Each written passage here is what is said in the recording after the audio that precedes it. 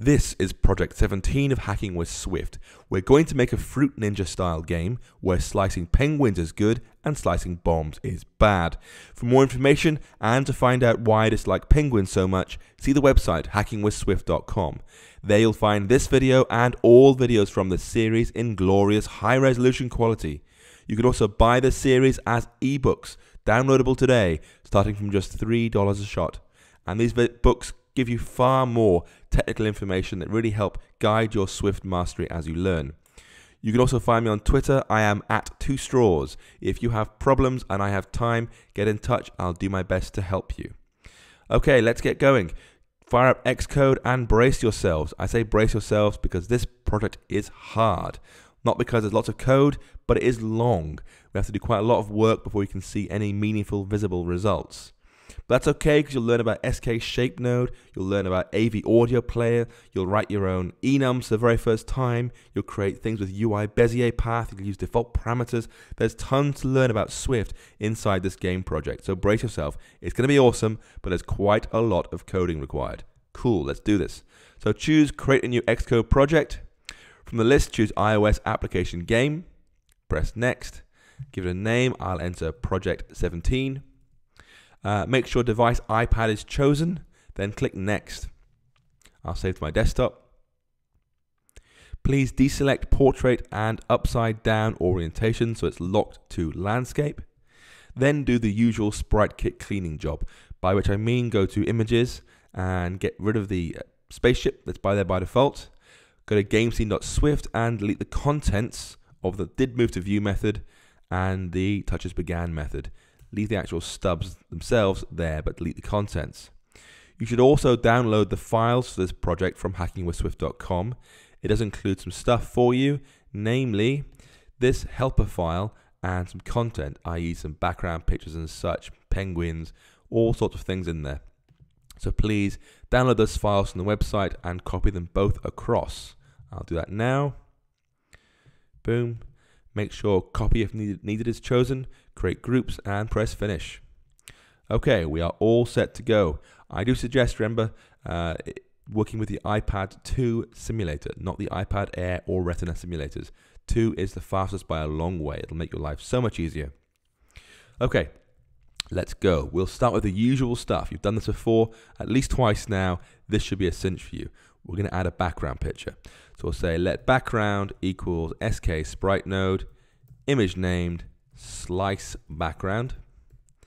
Then background.position equals CG point with X 512 and Y 384.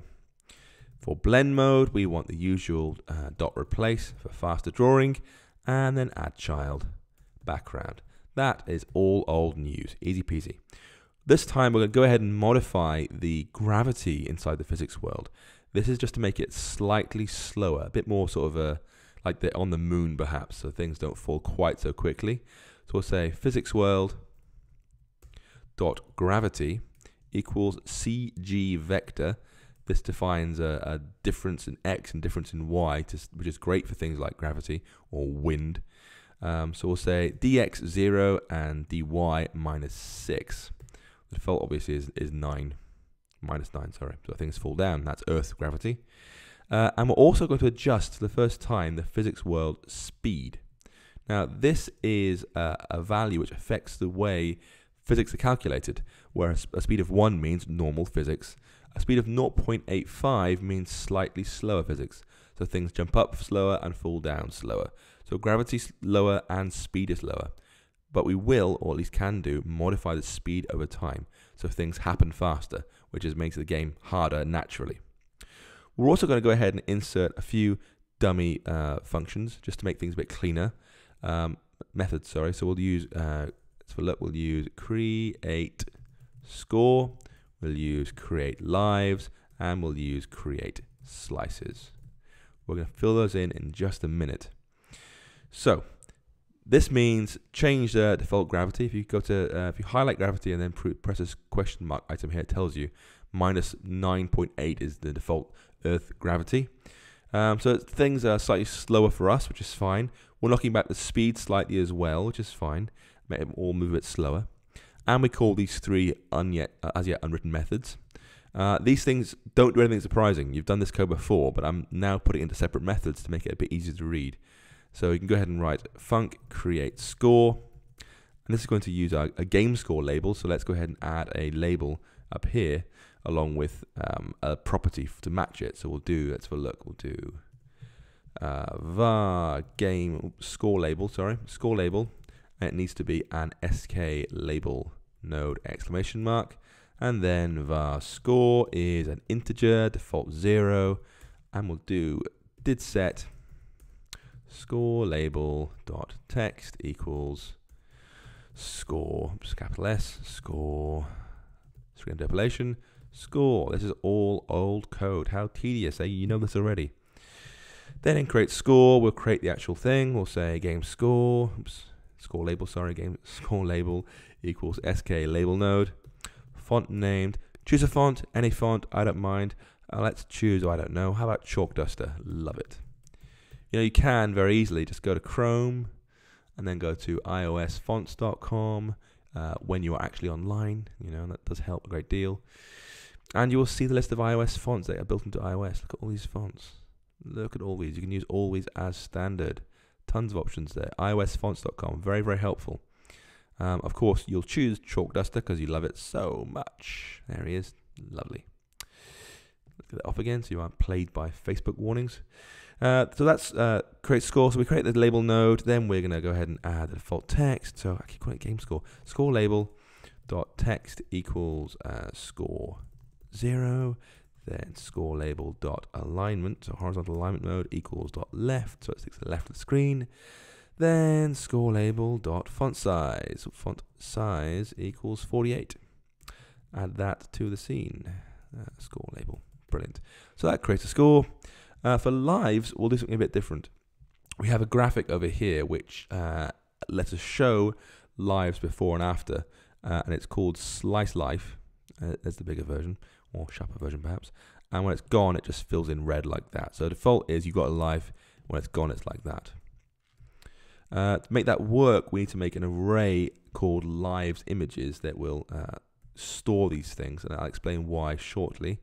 So we'll say var lives images equals SKShapeNode, create the thing, and then var lives equals 3. So for create lives, we need to do func create lives.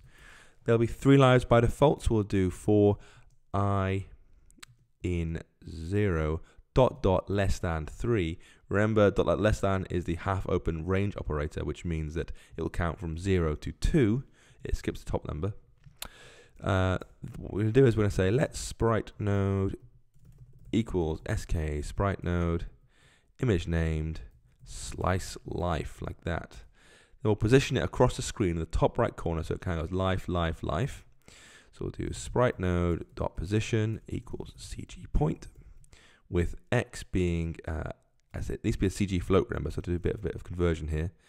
834 plus I times 70. So start at 834, add 0 times 70, i.e. nothing, then add 1 times 70, i.e. 70, and then add 2, so 140. And for Y, 720. So it'll be positioned in the top right corner of the screen. Then we'll say add child, sprite node, and also lives images dot append sprite node, like that. It is warning us. Why is it warning us? I missed a parenthesis here. There we go. Am I being slow? I am being slow because that's a CG float comparison conversion. There we go. That's much nicer. Sorry, need a missing parenthesis just there. My mistake. And finally, we'll make a create slices method. This is more complicated. So for just a second, let's recap what we've done so far. We've got 3 methods, 1 to create the score, 1 to create the lives, and 1 to create the slices. Slices will be the, if you've played Fruit Ninja before, when you touch a screen, you get sort of a light effect, like a laser effect almost, slicing the screen in 2, which looks quite cool, and it gives the user some feedback on what they've been doing. So we create the score, fine. We create lives, so it'll create 3, boom, boom, boom, across the top right of the screen by using this multiplier, I. And we add them to an array. This is important so that we can modify them in line later. We say, hey, you've lost a life, find the last live images item and change it to be gone. This image here, the filled in red one. So the create slices method is where we're going to create this cool light effect as people are slicing the screen. And this is done using two new objects of a particular class type called SKShapeNode. This lets you draw a shape however you want it to be, and it will make that into a sprite kit node and render it to the screen. And we're going to use two because it creates a very nice glow. SpriteKit has, or SKShapeNode has some glow effects built in, but they're not particularly nice. This gives you a much more attractive glow with sort of a yellow on the outside and then white hot in the middle, a real sort of laser slice look. So we're going to need to declare two shape nodes to hold this data. So we'll say under our properties, var active slice bg is an SKShapeNode with the implicitly unwrapped. And then var active slice fg foreground is also an SKShapeNode with the exclamation mark. And then the create slices method, this is going to do the actual work of just beginning the slice. It's very basic to begin with. We'll say func create slices. And this needs to create the shape node, so active slice bg equals SKShapeNode. I'm going to set the Z position of this thing to be 2, which is ahead of everything else. And it's not 1, it's 2. I'll explain why shortly. So active slice FG is also an SKShapeNode, also with Z position 2. We assign colors to this shape, and you can change them on the fly, and SpriteKit figures it out, and also assign a line width to them. So as we draw lines inside them, i.e. to follow the path of the user's mouse or finger as they're drawing, that'll be our line with a line width. So we'll say active slice background dot stroke color, and we'll use UI color with the red, green, blue alpha initializer, and say red 1, green 0.9, blue 0, alpha 1. That looks quite nice. And active slice bg dot line width is 9, so quite thick.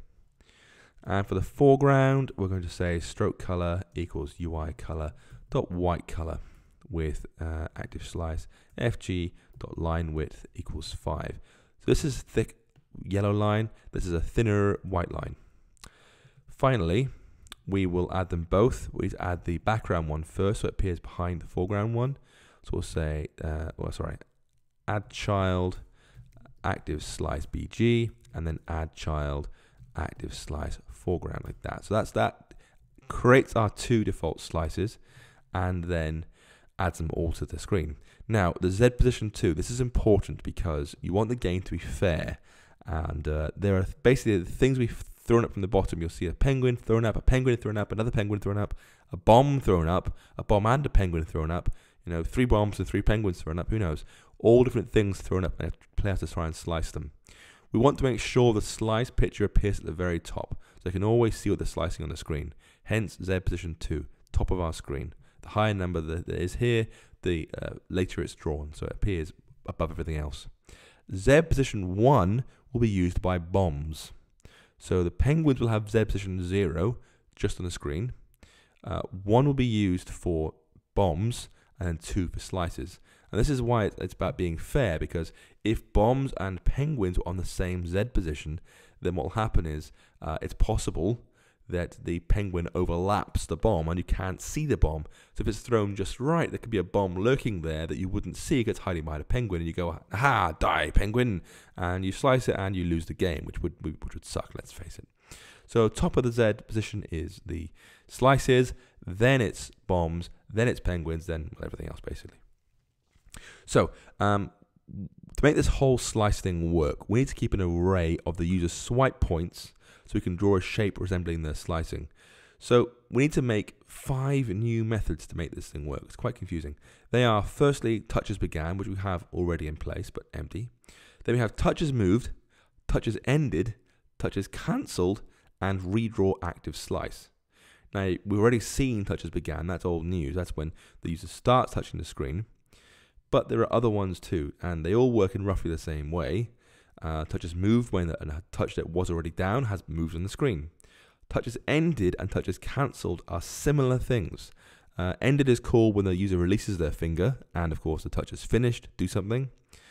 Touches cancelled is called if the system has to intervene to cancel a touch. For example, if an alert appears saying, a low battery, or if a call comes in and they're on an iPhone, or FaceTime comes in, whatever it is, then the system intervenes and that touches is cancelled. So you get touches cancelled then. And what we're going to do is, because for us touches cancelled and touches ended are really the same thing, we'll just make touches cancelled call touches ended. So the first thing to do is add a property that lets us track the swipe points as we go. So we need to have a property up here which is going to be var active slice points equals bracket CG point bracket parentheses. So an array of new CG points being created. Then we need to add these other methods. So we're going to make touches moved like that. Make it empty is fine. Then we want to have touches ended and touches cancelled. That gives us a full array of possible options here. Like I said, touches cancelled just needs to call touches ended. So all we'll just say touches ended and pass it the same touches array we received and the same event we received. So basically just passing on that parameter and that one to touches ended. So we can basically forget about that method for now. What we're left with is the important stuff, touches moved. When the user has moved a touch on the screen, what should we do? And the answer is, well, it's not too hard. We just have to add their touch point where they touched to our array and redraw our slice. So I'll go ahead and make a dummy method called func redraw active slice like that. Nothing in there, but that's enough for it to at least work for now. Then in touches moved, we want to write this code. Firstly, get the touch, or say let touch equals touches.anyObject as UI touch. That's old code. Again, old code, we want to try and get the location of the touch, so we'll say let location equals touch.location in node self. Old code. That's where it's been tapped. This will be a CG point now we can use. We can add that to our array. So active slice points dot append, then use location and call redraw active slice. That's touches move method. Straightforward. So when they stop touching the screen, we need to do something a bit different. We want the slices to fade away when they let go. So it shows they've stopped touching, but it's not immediate. It's a bit nicer. And we'll use that with an SKAction called fade out with duration. This looks much nicer than removing immediately. So we'll do that straight away. We'll say in touches ended, we'll have active slice bg dot run action SKAction dot fade out with duration. Give it a time. I'll use a quarter a second, 0.25. Then copy and paste that for active slice FG for the foreground as well. And touches cancelled calls touches ended. So these ones are all done now. All that leaves at this point is touches began, and it gets slightly more complicated now. So when the user puts their finger down fresh again, we need to do, firstly, we need to remove all the points that are currently in this active slice points array. We don't want some slices here and some over here and some over here. We want to remove them all and start from scratch. Then add this location of the touch to our array, like that as before. Call redraw active slice, so it redraws a slice. Then we need to remove any actions that are currently attached to the slice shapes. This is important because touches ended has a quarter second fade out here. So if they release and tap again quickly, it may still be fading out the slice, which will look silly. And finally, make sure both slices have an alpha value of 1, undoing this fade out work we did here. So it's not a lot of code, but some of it is new. So first up, in touches began, we want to say the same code here, let touch equals touches any object as UI touch. This stuff, in fact, all of that is realistically at this point. Let's just copy all that code into there. Boom.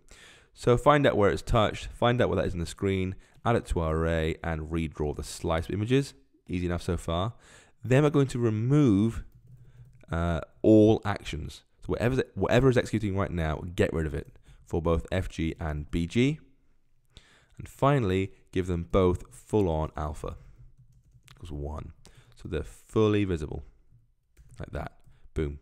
That's the entire method. So there is some challenge going on there, but not a whole lot. So Let's have a think what redraw active slice needs to do, because it's not quite straightforward. If we have 2 data points in our array, it means we have a point here and a point here, for example. That's enough to draw a line.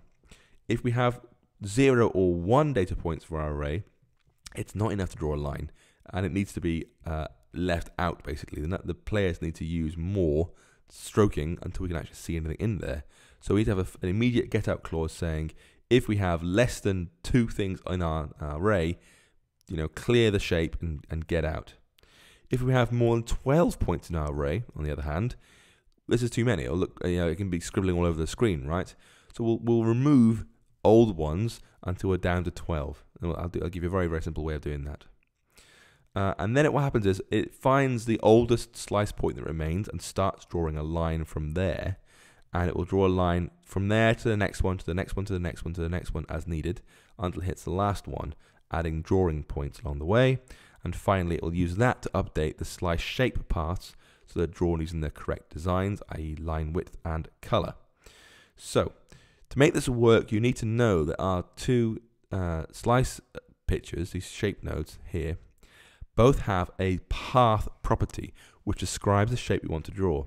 Now it's nil by default, draw nothing, but when it's set to a valid path, it will draw that using its settings, its line width and color. Now SKShapeNode expects to receive a data type called CGPath, which is core graphics. There's a much easier way of creating these things called UIBezierPath, and that can helpfully convert directly to a CGPath, which means we can create a UIBezierPath, which is easy, and convert that to a CGPath to give to our shape nodes. That's it. So let's have a look at the actual code for this. So inside redraw active slice, write this. First up, let's not do anything if there are fewer than 2 slice points in our array. So we'll say if active slice points dot count is less than 2, then active slice bg dot path equals nil. There is no path to draw. Same for fg. And return, get out of the method. It's pointless doing anything further in there.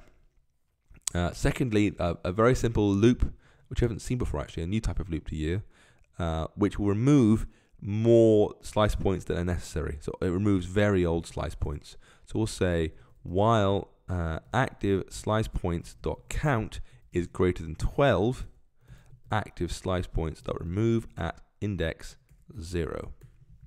So we're appending the slice point as we go. So you can see here, when we move, we append the slice point, which means the last slice point, the newest one, will be at the higher indexes. 0 will always be the oldest in the array. So this thing will say, if that is over than 12, remove an index. And then executes again. Is it still over 12? Yes. Remove another one. Is it still over 12? Yes, remove another one. It goes round and round and round, these 2 lines of code, again and again, until eventually it comes back, I have 12, and it stops removing them. You can do it in more efficient ways, but that is the simplest way to teach at this point. So now it's time to draw the Bezier path from our array of slice points, and this is really easy to do.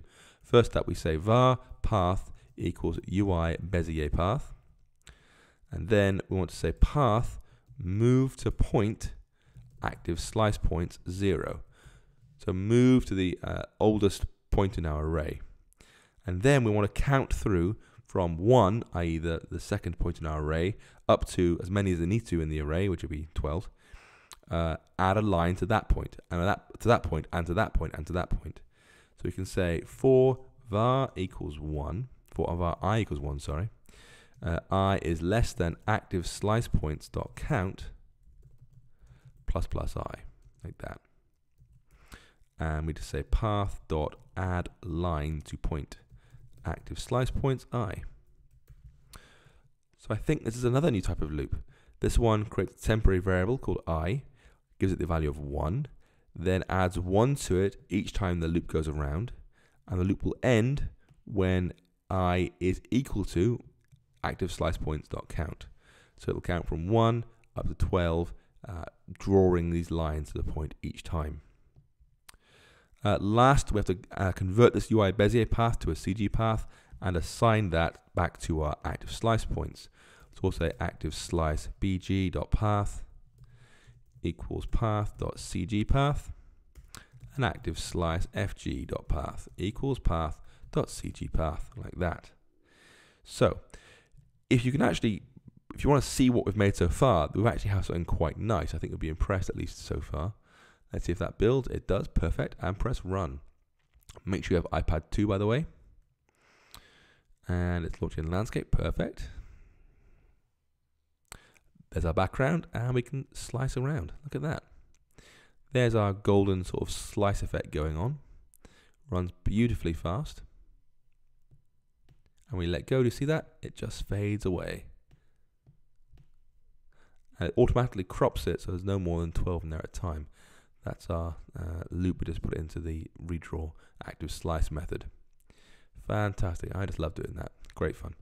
But we can make it even cooler, because what we're going to do is we're going to add a swoosh sound in there, like a sword swinging around. Now you've already seen the play sound file named method of SKAction, which plays sounds back. We use this inside the Whack-A-Penguin game, which was the last game in Project 14.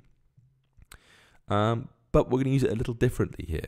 See, the problem is play sound file named is very annoying, because if we play it every time if we play a sound every time the player moves on the screen, they move an awful lot. You know, they're swiping all the time. But you're going to have 100 sounds playing at any given time, which means you'll have one for every small movement they made, which is very annoying. So what we're going to do is we're going to have a property called swoosh sound active, then use a wait for completion parameter to the SKAction, which means it will only disable swoosh sound active when the sound is finished playing fully. This is really easy to do. So we'll go up to the properties and add another one. Var swoosh sound active equals false. So by default, there is no swoosh sound playing. Now when we are inside touches moved down here, we need to check whether swoosh sound active is false or true. And if it's false, we'll call play swoosh sound, like this.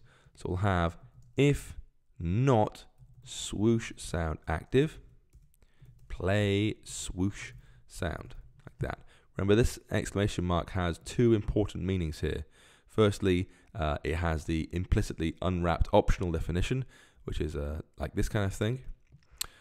Oh, actually, it's got three meanings. Okay, it's got force unwrap as well, so force unwrap variables when they're being used. But it also means not. When it's used before a variable or constant, it means the opposite of what it is right now. We used it before in the word scramble game to say, I believe it was not contains, to see if a word was original or not. Anyway, play swoosh sound. This is a trivial little method. So it just looks like this. Func play swoosh sound. First up, it says swoosh sound active equals true. Then it picks a random number between 1 and 3. This is because I'm giving you swoosh 1, swoosh 2, and swoosh 3.caf, all of which play slightly different swooshy sounds. These are the same sound really, but I think I just sped them up and slowed them down a little bit to sound different. So var random number equals random int min 1 max 3. This is taken from the helper.swift file, random int. Then the sound name should be using string interpolation, swoosh, then backslash parens, random number, parens, no .caf actually after that, like that. They're all called .caf, core audio file. It's just an AIFF with a different file extension. So that will choose either swoosh1.caf, swoosh 2.caf, or swoosh 3.caf. And then we'll say swoosh sound equals SKAction. It needs to be play sound file named, sound name, wait for completion true. That's the difference there. We have to actually tell it, do not say this thing is finished until we say so. We need to get that properly actually. Let's use let swoosh sound equals like that. It's much better. Finally, this is the key. This is the big difference, because we only want to say swoosh sound active equals false when that thing has finished. And that's partly where wait for completion comes in, because it means do not consider this action to be finished until the sound has finished playing. So you want to say run action, i.e. on the current scene, run swoosh sound, Then using trailing closure syntax, you want to say unowned self in. Oh, in, not in it. Thank you, Swift. Self.swoosh sound active equals false, like that. So to recap, when we play swoosh sound, that becomes true. We pick a random sound, we play it immediately, saying do not consider this action finished until the sound's totally finished playing. And this is the completion closure that will be called when the sound has finished playing, which sets it back to be false. This means we've played the swoosh sound completely, which means this will fail next time and call this, so the next swoosh sound can play.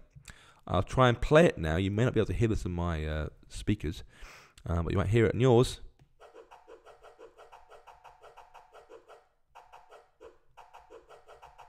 Beautiful. If you want to slow it down, of course, you could make a little sequence with a wait duration in there as well, so it swooshes slightly faster, but I found the fast swoosh quite fun. Okay, we are finished with the swooshing for a little while, which is good, because I can't keep on saying swooshing with a straight face. Let's look at the next thing, and it's a complicated method, okay? How we create enemies.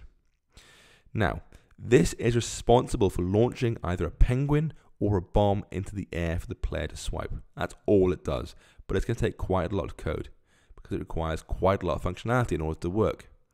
Should it be a penguin or bomb? Where should it be made in the screen? And what direction should it be moving in? Now clearly direction is based on where it's created. If you imagine on the left edge of the screen, if I play it again, if we create an enemy on the left edge and it's moving to the left, you basically have no chance to swipe it. So we'll make it so that enemies from the left move to the right, enemies from the right move to the left, with some sort of randomization in there for a bit more fun.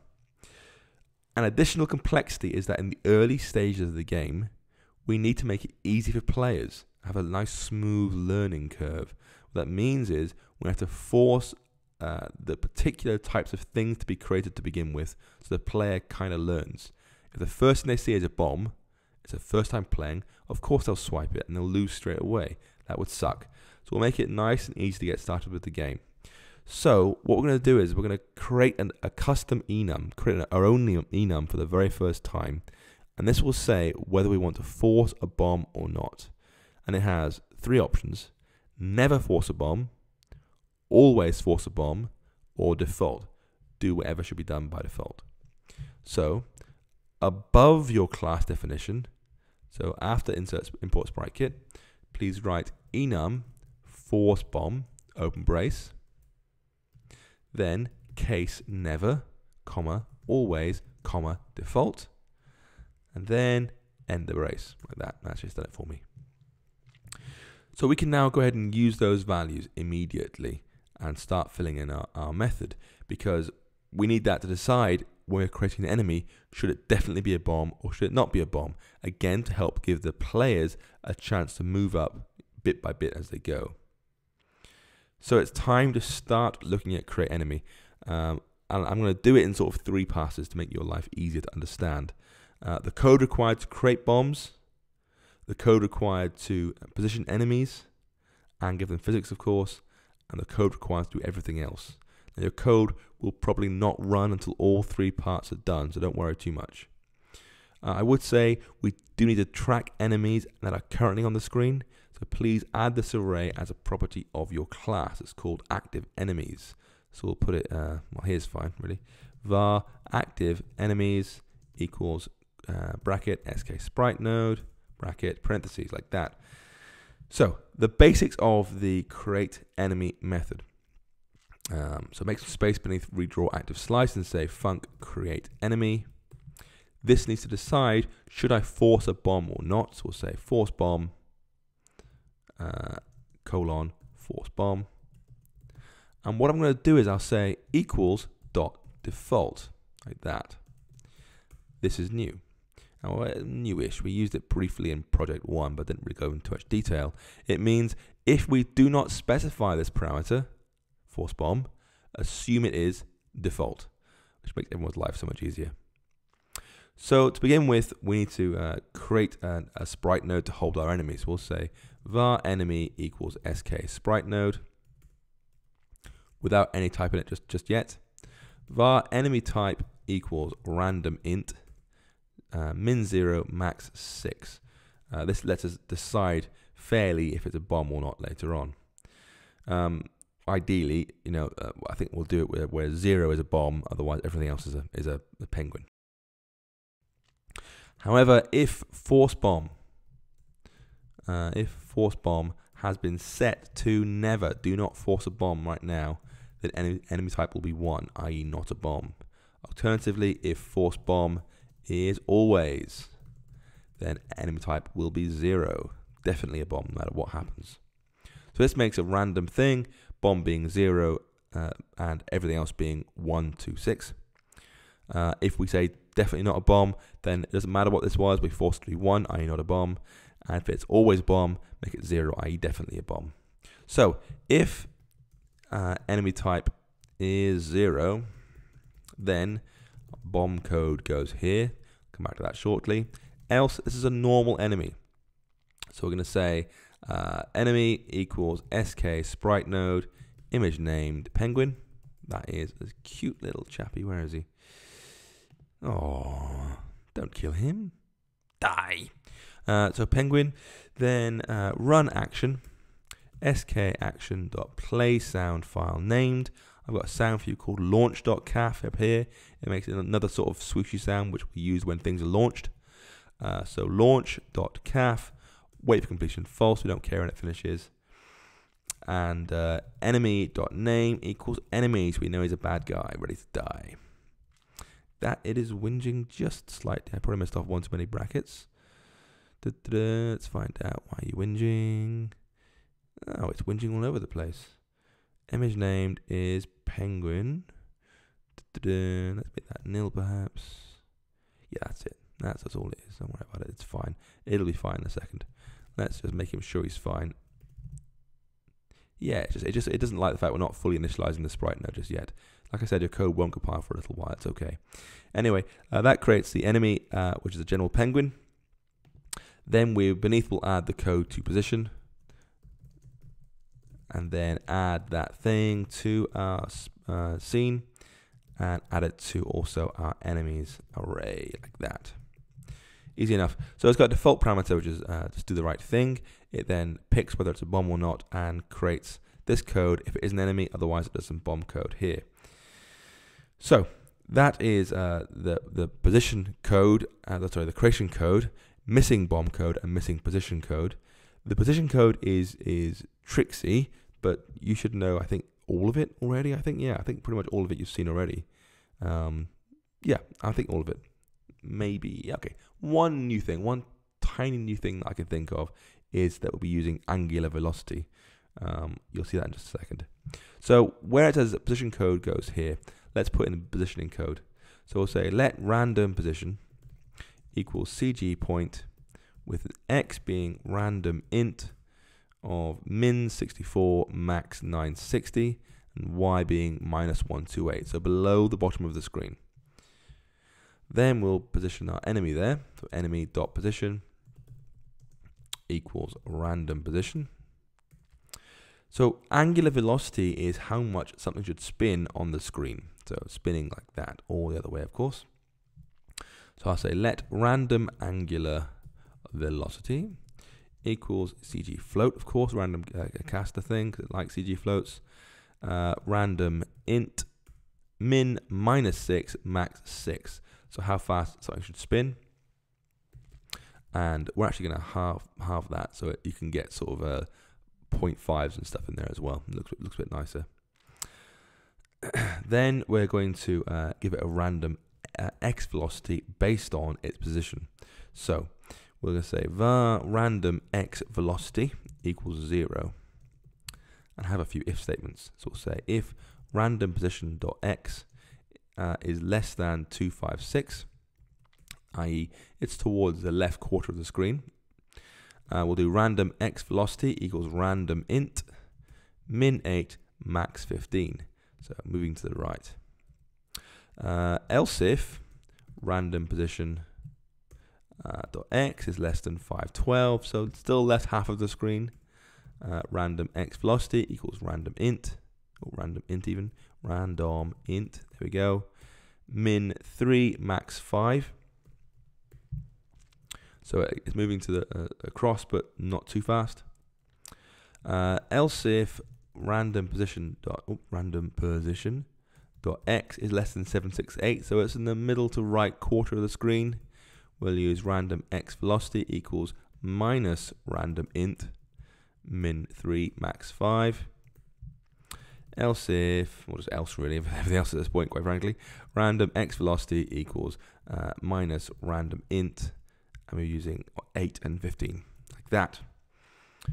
For the y velocity, how hard to throw it up, I'll say random y, let random y velocity equals random int between 24 and 32. These are numbers I've found just by playtesting the game. For physics, we want everything to have circle physics, so enemy.physics body physics body equals SK physics body, I can't type, with circular radius 64. That's the actual size of these pictures. They're, I think, 1 by 128. Then we want to give it a velocity, so let's say enemy.physics body dot velocity equals CG vector with a diff x being random x velocity times the number. I've chosen 40 for strength. That's my personal testing again. Then for y, it's also random y velocity times 40. Then we'll give it our angular velocity as well. So enemy.physics body dot angular velocity equals random angular velocity. There he is. Boom. For now, we're going to make it, well, actually forever, in fact, enemy.physics body. We're going to make it have a collision bit mask of 0, which means collide, bump into, nothing at all. Which is helpful because if you can imagine a bomb and a penguin moving across the screen, they shouldn't bounce off each other, they should just fly happily behind each other. So it's a bit nicer to do it that way. The last part of the method is the hard stuff, because it requires some thinking. This is all just, you should know this already, quite frankly. Apart from angular velocity, how much something could spin, everything else is old news. Creating a sprite node, playing a sound, giving it a name, positioning stuff. That's a bit if and else work, but nothing surprising, just to make sure they move in the right direction based on their creation. You know, circle physics, you know this already. Yeah, it's old news. This just gives it a initial movement in a direction.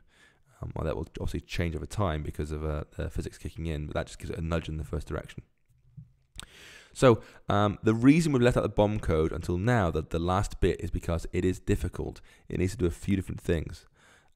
So the bomb node is actually going to be made up of 3 parts: a bomb image, a bomb fuse particle emitter, and a container that puts those 2 together so we can move them and spin them around together.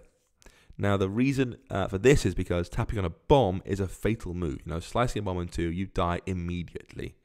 So if we put the fuse emitter, the sort of sparking thing, a particle system, into the bomb itself, the user can actually tap a stray fuse particle by accident and lose entirely unfairly, which would really suck.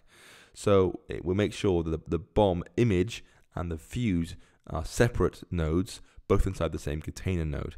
Remember, we'll be using a Z position of 1 here, so it's higher than the standard enemies. They are created above them, so the bombs always appear in front of penguins. Otherwise, it's very frustrating.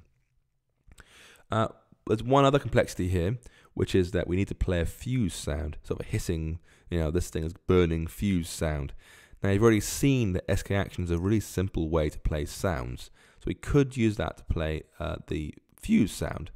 But the problem is, SKAction is so simple, you can't stop it once it's started, which is quite frustrating. So we want the fuse sound to be playing only when no bombs are visible. And if it carries on playing with a SKAction, we can't do that very easily. So instead, we use a separate class, and it's called AVAudioPlayer. And this is actually a standard iOS thing. It's not a sprite kit thing. You can use it in your UI kit apps and such, but we'll use it here because we can stop it and create it as needed. It's very easy. So we already have the active enemies array being added to up here. let's go ahead and kick off with the actual coding for creating enemies. So where that comment is, here it is, bomb code goes here. I would like you to type, oh, I see why code completion is going nuts. Look, I'm missing parentheses. There we go, look at that, all the errors go away. Thank you very much. All right. So for creating the enemy, we want to say enemy equals SKShapeNode, empty, just a sprite node empty. Give it a Z position of 1, so it sits in front of the penguins, and give it a name of bomb container, not bomb. Then we'll load the bomb image equals SKShapeNode, image named slice bomb. It looks like that. It's a sort of cartoon bomb. To go with the cartoon penguins, you know, keeping a theme here. That loads a thing. We'll give this thing bomb image dot name. Oh, I've got a backtick there. Dot name equals bomb. These are the actual explosive things you don't want to touch. And then add that to our enemy sprite kit SKNode to say bomb image like that. So we've now got a little node tree going on. Then we need a new property called bomb sound effect. And this thing is going to hold our AV audio player so we can stop and start it as needed. Now, AV audio player does not start with UI. This is not a UI kit thing. It doesn't start with SK. It's not a sprite kit thing. It starts with AV. It's an AV foundation thing, which is a separate framework that we need to import. So above import sprite kit, please write import AV foundation. That's the audio video stuff. And then we're going to add this sound effect to our game by saying var bomb sound effect is an AV audio player with implicitly unwrapped, so exclamation mark on the end. To use that, go back down to where you're creating the bomb, and we want to say if bomb sound effect is not nil, then we want to create the bomb sound effect immediately. So to do that, just we want to kill the thing first because it's already if it's not nil, it means it already exists. So we want to kill it already, kill up, so we can just create a new one. So bomb sound effect dot stop, and then bomb sound effect equals nil. So just kill the current bomb fuse sound and make a new one. So first we want to find the path to slice bomb fuse.caf. That's this thing here, the hissing fuse sound. So we say let path equals ns bundle dot main bundle dot path for resource. The name is slice bomb fuse.caf. Of type nil, because I've put it directly into the resource name, but you can do it caf in there if you choose, down to you. Force unwrap that, we know it exists. Actually get rid of these things, you can see, there we are, force unwrap that thing. Then make a URL to it, so we have to do let URL equals NSURL. Now I did tell you NSURL is more than just about websites, and this is a good example of it. AV Audio Player, our class to play sounds, wants a URL, not anything else. So we'll say file URL with path. So this will do something like file : / directory up to our actual app bundle, then slice bomb fuse.caf. Then we could say let sound equals AV audio player, contents of URL, error nil, then bomb sound effect equals sound. In fact, forget that. Let's just make that directly into there like that. Boom, much easier. And then bomb sound effect.play. So we know we've just launched a bomb, start creating the hissing sound, and if we have to, stop it if the existing one already. Then we want a particle thing. I've already made one of these for you. It's a fuse thing, which looks like, that's up there. There he is. It's just a sort of like a burning fuse effect. By all means, create your own. So I'll say let particle path equals ns bundle dot main bundle dot path resource slice fuse. Let's do it properly this time. Of type SKS, much nicer. Force unwrap. Then let emitter equals ns keyed unarchiver dot unarchive. NS keyed what? NS keyed unarchiver, please. Dot unarchive object with file particle path. This is just like we did in project 11 as SK emitter node. We're going to position this exactly right so it looks like it's actually on the end of the bomb. If you look, it's got this sort of like a fuse area. It'll position it just there. I've been measuring that in Photoshop for you. So emitter.position equals CG point. with x76, y64.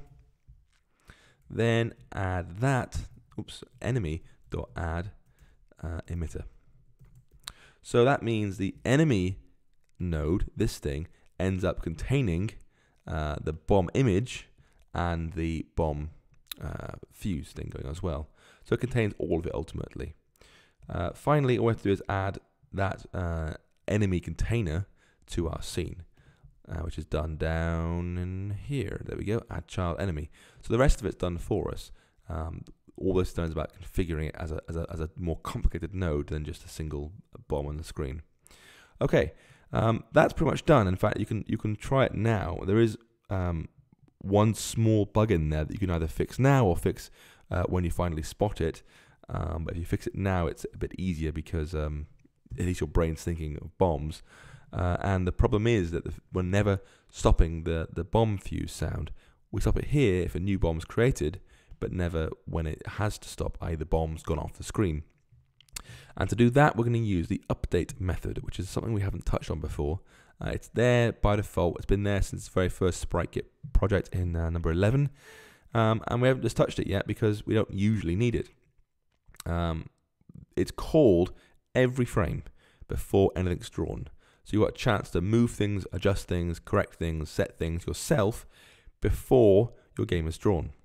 So we're going to use that to count the number of bomb containers that exist in our game, and if the answer is 0, we'll stop the fuse. So ditch the little comment in there, and we're going to say var bomb count equals 0.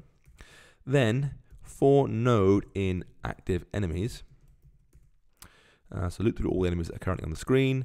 If node.name equals bomb container, so we've got a bomb somewhere in there, then plus bomb count, add 1 to bomb count. And I'll use the break keyword. I used it briefly before and then deleted it again as an example. It means, for a switch case, it means get out of the switch case. For a for loop, it means exit the loop now. So it won't carry on looping through enemies. As long as it finds at least one, it will work. It'll say, I've found a bomb, keep the sound going. So if bomb count is, after all that loop, 0, then there are no bombs. Hooray. So we'll say if bomb sound effect is not nil, i.e. exists, then bomb sound effect dot stop, and bomb sound effect equals nil, like that. So it definitely stops the bomb sound effect when we run out of bombs. Now, annoyingly, at this point, you've done a lot of work, I think, all this massive method here of creating enemies, and nothing's changed. Literally nothing's changed. You can run it now and it'll look the same as it did, 20 minutes ago, whenever it was. And that's because the create enemy method is never actually called. We're going to fix that shortly, but it requires a little bit more information. Because the way the game's going to work is sometimes we'll create one enemy, sometimes 2, sometimes 3, or sometimes a little chain of enemies, like multiple coming at once. So to make this work nicely, we're going to make a sequence type enum, a new enum called sequence type, with various possible options. So the options are one thing that is not a bomb, one thing which might be a bomb, might not be, 2 things, one of which is a bomb, 2 things, both of which could be anything, then 3 things, anything, 4 things, anything, then chain and fast chain. Now, they're slightly different towards the end. Chain and fast chain will be used to create an enemy, then another one, then another one, then another one, another one. So 5 at once with a split-second delay between them. And fast chain is the same thing with less delay. Otherwise, it will wait until the current enemy's been dismissed, i.e. zapped or left alone, until creating more enemies. You'll see it more shortly, but that's just a very brief overview. The first 2, one enemy, definitely not a bomb, and one enemy, will be used in the tutorial section of the game. When the player's just starting the game, give them a gentle warm-up. We want to use one of those types then, so to ease them in slowly into the game, so they can see, listen, there's definitely one without a bomb, and that's what a bomb looks like, and so forth, to help warm them up slowly. So to make this work, to make all this work, we need to add another enum called sequence type, and this will look slightly differently. I'll explain why later. We say enum sequence type, then colon int, and then case 1 no bomb, 1, 2 with 1 bomb, 2, 3, 4, chain, fast chain, like that. The difference is, what we're saying is, we want to be able to say 1 no bomb, 1, 2, 3, 4, whatever. Just as before, we can say exactly these things, but now they have an underlying type of int. They are still looking and working just like never, always, and default. So we can type the words rather than numbers, but having an underlying type of int means that if we want to, we can create them from an integer and convert them back to integers with 0, 1, 2, 3, and 4, and so on. This is important in terms of the way we randomize stuff, as you'll see shortly. Anyway, it's time for 5 new properties. First, a pop-up time property. How long to wait before showing the next bad guy after the previous one's been dealt with. So var pop-up time equals 0.9. Next up, an array of sequence type enum items. So we generate a massive array for our game, do this, then this, then this, then this, then this. So it's different every time. So var sequence equals array of actually no, we'll do it slightly differently. We'll use colon SK sequence, or a sequence type, sorry, like that. Like that. We'd normally write this like where equals and then parentheses at the end, which means define it as this and then create it immediately. This does not create the array just yet. You'll see why shortly. We'll have another one called var sequence type, sequence position equals 0. This will just count through and point at the current sequence enum we're looking at right now. So the game always keeps on moving forward its array of sequences. And then var sequence delay equals 3.0. This will be used for chains. So normally an enemy flies up, flies down, it waits this long, so a second, then does another one, waits this long, a second, then does another one. With sequence delay, what that means is it will create several in a row. It will not wait for the previous one to fall off the screen before it creates the next one.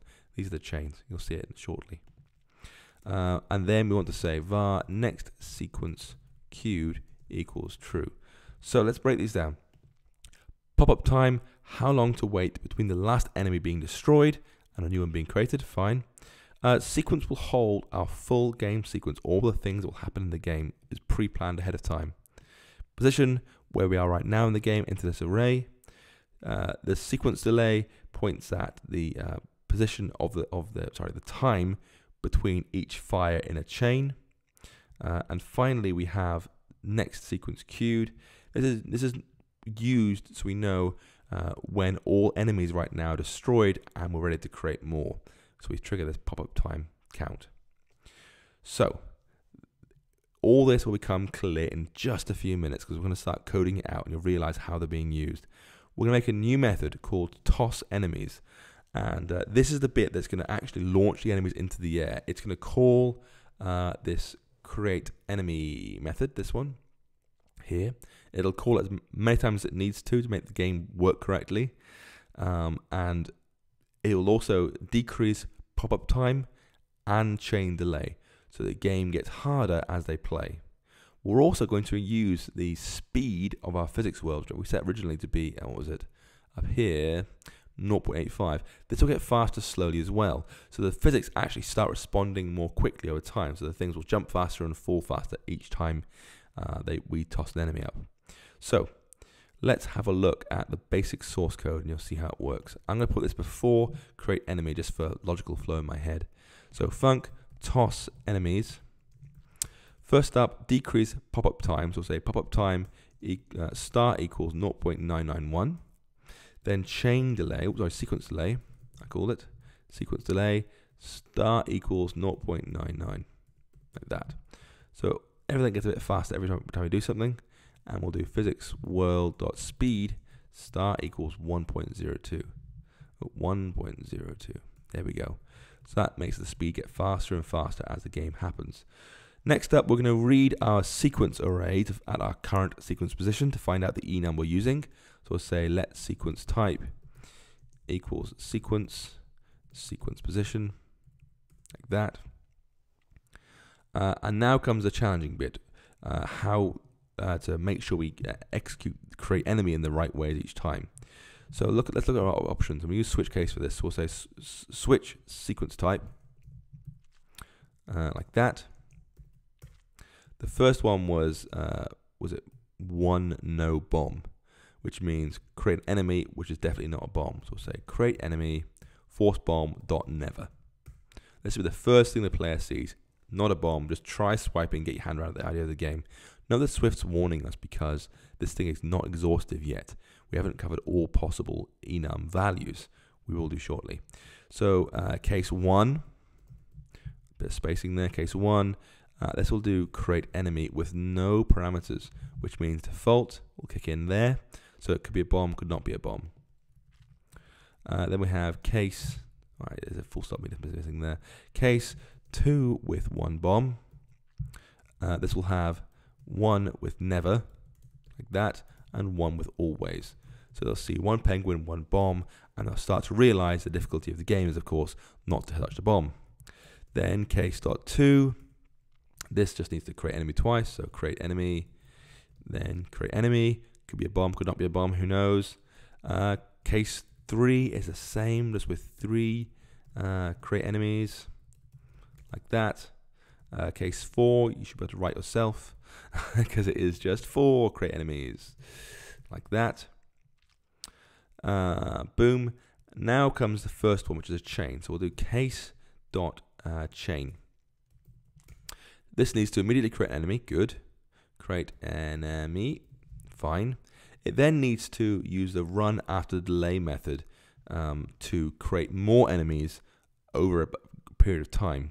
So we'll say run after delay. The delay should be, I'm going to use chain delay divided by 5, like that. So if this is, a second, this will be a fifth of a second. Then for the code to execute, it's unowned self in obviously, because it's a closure, and we call self.createEnemy, like that, and end the brace. Then for the next one, we do that again and again and again. So we'll have in total 4 of these things, I think, or 5. Let's see. So the first one's going to say, a fifth of a second. This will be twice that. This will be 3 times that, and this will be 4 times that, like that. So it spaces them out over the seconds, like that, very nicely, I think. Swift is warning us. Why is Swift warning us? I keep typing chain delay because it is a chain, isn't it? Really, sequence delay is a terrible name. Let's refactor our code. Yeah, to be chain delay. Check it out. That is much better. Good. My code is better. Don't be afraid to look at my variable names and say, this guy's stupid, I can make better code than this. That's perfectly fine. It's still not exhaustive because we haven't got the fast chain in yet. For fast chain, copy and paste chain, like this. Fast chain, but rather than divide by 5, divide by 10. So it's a much, much faster chain. And finally, we want to add 1 to sequence position, like that. So it go to the next sequence each single time. We also need to set to false the next sequence queued property. So we know that we need to prepare to queue a creation next time around. Notice that the Swift warning on the switch case has gone away because this is now exhaustive. We cover every possible enum. There is no need for a default clause because it's all covered here. So there are our options. Like I said, these 2 will be used just in the beginning. Everything else will be part of the normal game. And it really is important to give players a chance to work correctly. And we'll do that by sort of scripting the beginning of the game, which means go to did move to view. After create slices, we're going to create our sequence array and give it, to begin with, a variety of things to help the player get going. So we'll say the first thing in the sequence will be 1 no bomb. Second thing will be 1 no bomb, then 2 with 1 bomb, then 2 with 1 bomb, then 3, then 1, then chain, like that. Boom. So they get, you know, a plain penguin, just slice him, another one, just slice him. Then they'll see the bomb for the first time. And hopefully they'll realize, oh, I should avoid the bomb and slice the penguin. Then a repeat of that to get it practiced, then even harder, then back to a bit easy, and then a faster one grouped together to really push them a little bit. So this is like tutorial mode. Now comes the interesting bit. We're going to count from 0 to 999 and add random sequence types to our array. And this is where the int backing thing for the enum is important, because behind the scenes these have got integer values 0, 1, 2, 3, 4, and these are called raw values, and we can create a sequence type enum from a raw value very easily. So underneath this little tutorial set of stuff here, we're going to say for I in 0 ... 1000. So actually we'll count from 0 to 1000. This is it will go all the way up including 1000. We want to find the next sequence, which will be a sequence type enum, but created from a raw value which has an integer. So we can actually say, give me a random int between 2 and 7. It will use that to create a sequence type from the number, which they can then put into sequence append, like this, next sequence. Boom. It is warning, so I can't spell. Magic. It's still warning us. So what's happening is, when you create a sequence type from a raw value, we could have put in here 17. Now clearly there are not 17 in there, so what returned is optional. Did I manage to make a sequence type from this or not? Now obviously I can count. This is the correct number of things in there for what we're trying to do. So we should really force unwrap it like that. And the problem goes away. Fantastic. So the next thing to do is call toss enemies to begin with. So that will be our method down here. We just made this big long thing, toss enemies, and that will start the game going with a random thing. Now, of course, it's not really random because we've got it scripted thanks to our long array up here, but it will call 1 no bomb, so it will trigger at least the beginning of the game. So underneath the sequence array stuff, we'll say run after delay 2. Then for the closure, bracket unknown self, bracket in, then self dot toss enemies, then end the closure. So that fills up our sequence with 7 pre-written sequences, just to get it moving, so the player can sort of warm up. Then it generates 1001, because we're counting from 0 up to and including 1000, other sequences randomly using the raw value stuff. And then it's ready to go. So this is why we had to put the extra colon int into our sequence type enum. So we're saying, listen, it does have raw values behind this of integers. Now, the next change to really make this work is it back inside the update method, because we need to remove enemies from our game when they fall off the screen. Now, this is required. It's not optional. It's required because everything except chains, so all of these things, only advance the sequence of the game, i.e. create more enemies, when the previous ones have fallen off the screen. Otherwise, it can get awfully hard. So we have to modify the method so we know, listen, the screen's been cleared, go ahead and create more. So down in update, we're going to modify this just slightly before the bomb counting stuff if possible. And we're going to say in here, if we have active enemies, go through each of them. If they are off the screen quite a long way, remove from the game and from the active enemies array. And if we have no active enemies and we aren't ready to create more enemies, then we start creating more enemies. This is where the next sequence queued thing comes in. And this is important because we need to delay the creation of enemies by the value of pop-up time. A delay between enemies being created, otherwise it's sort of a constant onslaught of enemies. But we don't want to keep on, executing toss enemies. We want to do it once, then wait 0.9 seconds and execute it. So here is the code. I'll type it out and explain it again. If active enemies dot count is greater than 0, we have actual enemies on the screen. For node in active enemies, go through everything in there. If node dot position dot y is less than, and in my case, I'm going to use a fairly large value, so it's clearly off screen, including any particles from the bomb thing going around. I'll use -140. Then node remove from parent, get rid of it entirely. We also have to remove it from our array of active enemies. Now we don't know where it is in the active enemies array, but we can find it using the find function. So we can say if let index equals find active enemies node. So if we have managed to find this node in our active enemies array, put it into there. It's if let, because it's optional, find might not find the node in the active enemies array. It ought to. It better well had, quite frankly, because we did add it there. So it should always return, but it's good to be safe. So if we find it in our array, we just remove it. So we'll say active enemies or remove at index like that. Then end. If we have no enemies, so an else thing here, so we have no enemies on the screen right now. If we have not already queued the next sequence, oh, Xcode decided to give me a spinning wheel of death. There we go, it fixed itself very quickly. If we have not already queued the next sequence, let's queue it now. So we're going to say run after delay, pop-up time,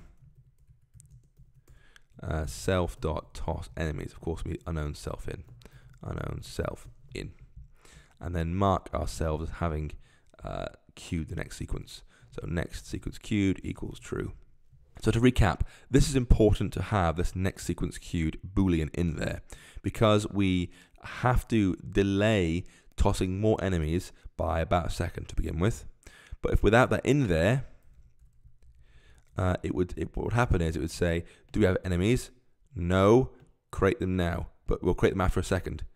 But the next call update, which is 33 milliseconds later, so a 60th of a second later, really fast, it will say, do we have any enemies? No, queue another lot. Do we have any enemies? No, queue another lot, queue another lot, queue another lot. So it queued tons and tons of them before actually doing anything, which is obviously terrible. So we use next sequence queued to avoid that problem. It will only do that the first time it has to do it. Otherwise, it will sit and wait. So, now, the moment you've all been waiting for, the game is actually ready to run. It's almost getting used to being an actual game, which is awesome. So hopefully, there we go, an enemy with a sound. I can't swipe him yet, but we'll come back to that shortly. There we go, being tossed left to right. There's our bomb fuse sound playing. Again, 2 with 1 bomb. There's 3. Should be 1 next. There he is. And now a chain, multiple at once. So you see a chain, multiple come up at the same time. It doesn't wait till they've all come off the bomb, come off the edge before doing more. There's 3. So now it's in random mode, just throwing different ones each time. Fantastic. So the game's really coming together. Now let's look at actually slicing these penguins, because obviously slicing penguins is tons of fun. We need to modify the touches moved method to do this. It's not complicated, but it is long. So I'm going to try and split it into 3 parts again. First, go to touches moved, and let's find where we are. Touches moved. There we go. Touches moved here. So this is where we're doing the active slice drawing and the playing swoosh sound stuff. We're now going to do the collision detection between us touching the screen and swiping around and bad guys. So first up, let's find all the nodes where we tapped, which we've done. This is old code, so we can say let nodes equals nodes at point. Nodes at point. There we go. Location. Location. Good. As SKNode array. Then we're going to loop through each thing in there. So we'll say for node in nodes. If node.name is enemy, hurrah, we can destroy the penguin. Destroy all the penguins. Yes. And then else if node.name is bomb, then destroy bomb. That's our rough structure. Now, destroying a penguin needs to happen in a few different steps. I think 8 in total. First up, create a particle effect over the penguin. You know, yeah, I'll have an explosion in mind, but you can do some sort of gory blood in yours if you fancy trying to get that through Apple's App Store review. Then we want to clear its node name so it's no longer considered to be an enemy. This means the player can't swipe it again and again and again before it's destroyed fully. Then make it non-dynamic so its physics body stops falling, otherwise it looks strange. Then make the penguin scale and fade out at the same time so he goes away neatly. After it's scaled and faded out, we should remove from the scene entirely so it's gone. Add one to the player's score. Remove the enemy from our active enemies array. Then play a sound so they know they hit the penguin. That is 8 steps. Doesn't take long. Let's do them now. First up, make an explosion, because obviously penguins explode in fire rather than blood or anything like that. So we'll say let explosion path equals ns_bundle.main bundle path for resource slice hit enemy of type SKS. This is all old code. You know this already. Let emitter equals ns_keyed unarchiver.unarchive object with file. We'll use explosion path and again cast that as SKEmitter node, old stuff. Give it the position of the penguin. So emitter.position equals node.position, like that. So it starts where the penguin was, then add it to the scene. Boom, 1 explosion over the penguin. Number 2, clear the node name. It is warning us. I have not force unwrapped that, sorry. Next up, clear its name, otherwise the player can swipe very fast over the penguin before it's removed and it'll go crazy, so we don't want that. We'll say node.name equals empty, clear its name. Next up, we want to make it not dynamic physics anymore, so it stops falling in the scene. This is a dead penguin now, an X penguin. This penguin has gone to see its maker, so we'll do node.physicsBody, force unwrap, .dynamic equals false, stop falling down the screen. Next up, we want the penguin to scale out and fade out as a group to run them together. So you'll say let scale out equals SKAction.scale2. This scales X and Y at the same time. So we'll use 0.001, i.e. basically 0. Don't use 0 itself because the math's going down to 0 a bit crazy. 001 is better. And duration 0.2, so pretty quick. Then fade out, we want SKAction.fade out with duration, again 0.2. Then group those together. We're using let group equals SKAction.group. It takes an array of actions, so we'll say scale out and fade out, like that. Next up, we want to put that group inside a sequence, so that it should say first scale out and fade out, and then remove the node from its parent. So we'll say let sec equals SKAction.sequence. It's array. First item is group. Next one is SKAction.remove from parent, like that. Then run that on the penguin node. So run action seq, like that. Next, add one to the player's score. And then finally, or almost finally, sorry, remove the penguin from our active enemies array. We'll use find again. So we'll say let index equals find active enemies. And then we'll want to cast that as a sprite node because active enemies only contains sprite nodes. So we'll do as SKShapeNode, like that. Force unwrap. We know he exists. Active enemies dot remove at index. So to clarify here, just in case you're wondering, the active enemies array, this thing contains SKShapeNode.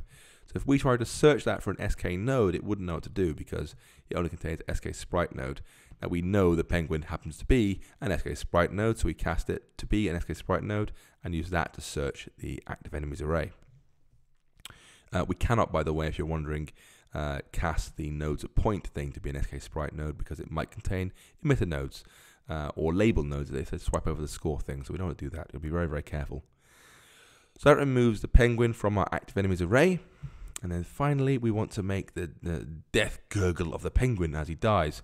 So we'll say run action, SKAction.play sound file named. I've got a thing here called whack.caf.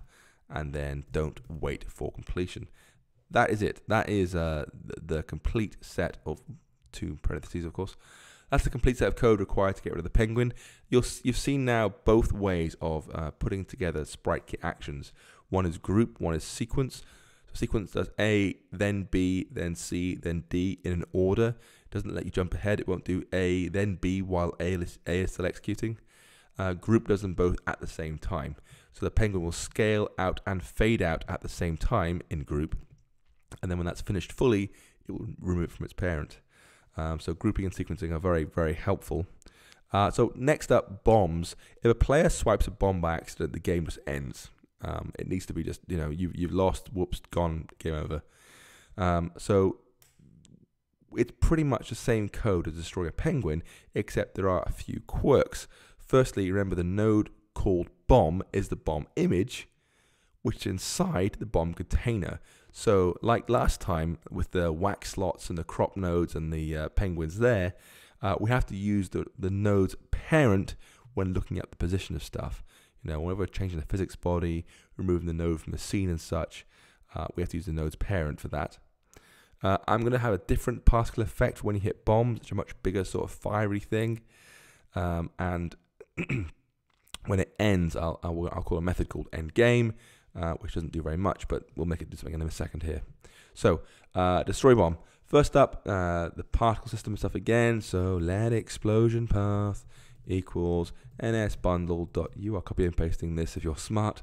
Dot path for resource slice hit bomb of type SKS force unwrap. Then let emitter equals ns keyed unarchiver object with file explosion path as SKEmitter node. Then give it the same position as the node's parent, not as the bomb itself, but the bomb container. And finally, add that to our scene, like that. Again, we clear the node's name, set it to blank, so the user doesn't swipe it multiple times. It doesn't really matter because we'll end the game, but it's worth making sure. Then make it not dynamic, so it stops falling. We need to make the parent not dynamic, not the bomb itself, the bomb image that is, but the bomb container. So node's parent, physics body, dynamic equals false. Then scale it out and fade it out again as before. So let scale out equals SKAction.scale to 0.001, duration 0.2. Let fade out equals SKAction.fadeout with duration 0.2. And let group equals SKAction.group. We need scale out and fade out like that. Then we'll sequence them together. Say let SEQ equals SKAction.sequence of first its group first its group, then it's SKAction.remove from parent like that. Then run that in the node, well node's parent that is, sorry, node.parent force unwrap.run action SEQ. Then find that bomb in our array of active enemies. So let index equals find active enemies node.parent again as SKShapeNode force unwrap and active enemies dot remove at index. And for the sound we run action SKAction dot play sound file named explosion.caf, much better. Wait for completion false, and then I'll use a new method I haven't written yet called endGame triggered by bomb true. We shall write that in just a moment. So before I run you through the endGame method, let's just recap slightly. This is all the interesting code to destroy penguins. This is pretty much the exact same code with a couple of tiny tweaks. It's a different particle system, a different sound, and so forth. I have to use the parent everywhere. But you may find it's much easier to copy and paste than it is to write it all from scratch. Second, we need to look at the update method again because there's a slight problem with the update method. Now, if you've played the Fruit Ninja game already, you'll know the idea is to not slice the bombs, but to slice the fruit. In our case, the penguins. And if you slice a bomb, the game's over. So I've got this end game method with the triggered by bomb label, which that's true. But if you do not slice what you should have sliced, i.e. fruit or in our case penguins, then you lose lives, and we also remove it from the parent, so that you can end the game by not doing anything. Because if you miss a penguin, you lose a life, miss another one, lose a life, miss another one, no lives left, the game's over. So we'll call end game again. So whiz down to the update method down here, and you'll find this chunk of code here. If node position is less than 140, remove from parent, all that jazz there. We're going to modify that a little bit so it's slightly smarter. First, we want to say, in fact, I'll just delete this code entirely. Boom. What we want to do is say, first up, node.remove all actions. Stop whatever you're doing, node. I have no idea what it is, but just get rid of all of it. First up, if we are an enemy, as in this was a penguin, we should have swiped this thing, we didn't, we missed out. We'll say node.name is empty, so stop counting it temporarily. Then we'll call a method I'll write shortly called subtract life. Then we remove it from the parent. And of course also remove it from the active enemies array. So if let index equals find active enemies node, then active enemies dot remove at index, boom.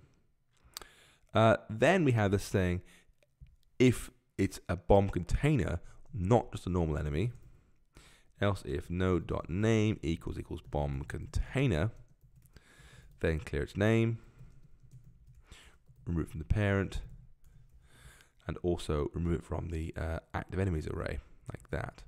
So I'll copy and paste the lines in. So now there are two ways to die: swipe a bomb to die immediately, or don't swipe an enemy to call subtract life, which we'll eventually call end game. So the game's pretty much done, apart from the fact we are of course missing the subtract life and end game methods. Subtract life is a cinch, don't worry about it, just find some space. I'll put it actually above update. So func subtract life. We just take one away from lives, the integer we made earlier. Then we run action, SKAction.play sound file named wrong.caf. You made a mistake somewhere. Then don't wait for completion. Then we have to find the right lives image to adjust. Now, if you remember, we have an array of these things. Up here, we called it lives images. And when we had the create lives thing, we added the sprite nodes to this array, lives images. As a result, we can actually whiz through that and find the best ones to remove. So we'll say var live is an SK sprite node, it's a regular one. Then we'll say if lives is now 2 after subtracting 1, we'll say life equals lives images 0, so the first one in the array. Else if lives equals 1, then life equals lives images 1, else life equals lives images 2, like that. And if, I'm missing an equal sign there, and if we happen to have this last case here, then lives is now 0, we need to do end game again, passing in triggered by bomb is false. It has died of natural causes, as it were. Now we have an SK sprite node pointing at one of the 3 lives pictures. We're going to say life.texture, change its texture inline to be SK texture image, image named, sorry. Slice life gone. And we're going to make it flash, just so they can see the loss of life. And to do that, we're going to force the scale to be higher. So life.xScale equals 1.3, life.yscale equals 1.3, and then life.runAction, SKAction.scale to 1, duration 0.1. So it'll jump up big and then scale down again, so they can see at a glance, I just lost a life, that's a bad thing. So of course we're using SK texture image named here to load a new picture and put it into the texture image on the fly to modify it directly rather than sort of removing the existing one and adding another one back in. It's much easier. And now comes the important one, the end game method. This needs to take the triggered by bomb label for a parameter. We'll use the hash octothorpe # symbol thing again to force it to be named. If the game's already over, we'll get out straight away. Otherwise, we'll end the game, we'll stop the physics world, we'll make sure the fuse thing's stopped, and we'll clear, destroy all the lives. Because they may have lost only one life so far, or maybe even no lives. Make sure they're all showing life gone. That's it. That's all we have to do in this thing. So we'll have func end game hash triggered by bomb. Remember, we need the hash sign to force label to be used. It's a bool. If game ended already, then return game ended. We'll just make that a property actually. So we'll just go up to the top and add game ended. So var game ended equals false. If where's the method here? So if game's ended, return straight away. Otherwise, make game ended now because the game is now over. Set our physics world dot speed to be 0. Do nothing anymore physics wise. We'll also disable user interaction for the screen. So we'll just stop referring to any taps the user's trying to do, so they can't swipe anymore. Then if the bomb sound effect is not nil, so we're playing a hissing sound right now, stop it, then destroy it for next time if we need it. And finally, if we were triggered by a bomb, then we want to say lives images 0 dot texture equals SKTexture image named slice life gone, and do the same thing for lives images 1 and 2. So all three now say you are dead.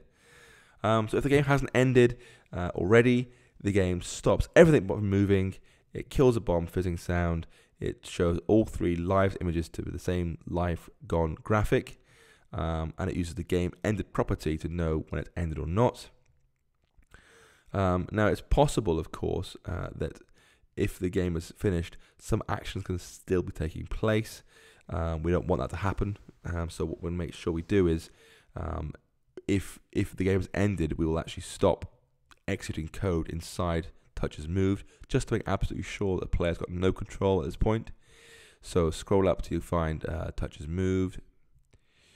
There it is, and just at the very top of that say, if game ended, return. So bail out no matter what the player's trying to do, just get out of the thing entirely. And that's it, the game's done. Let's have a look how it looks. Press run, build your game, run it back. Let's have a look. So it should start off quite easy. Got him. Lovely exploding penguin. Fantastic. Oh, bomb.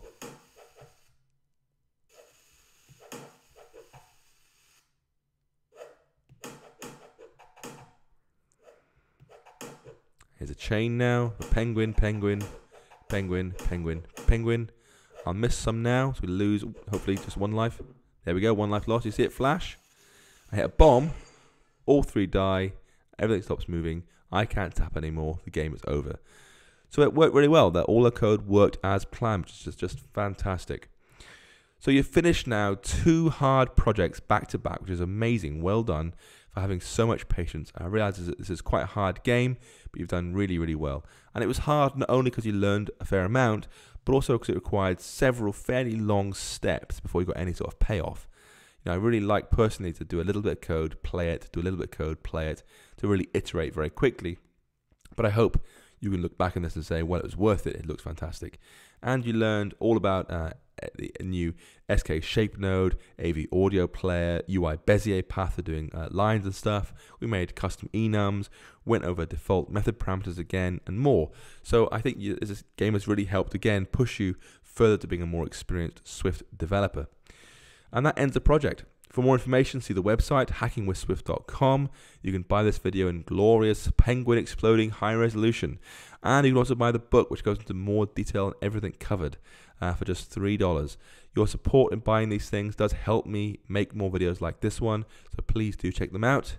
Alternatively, find me on Twitter. I am @2straws. If you have problems, questions, or whatever, get in touch, follow me there. I'll do my very best to help you.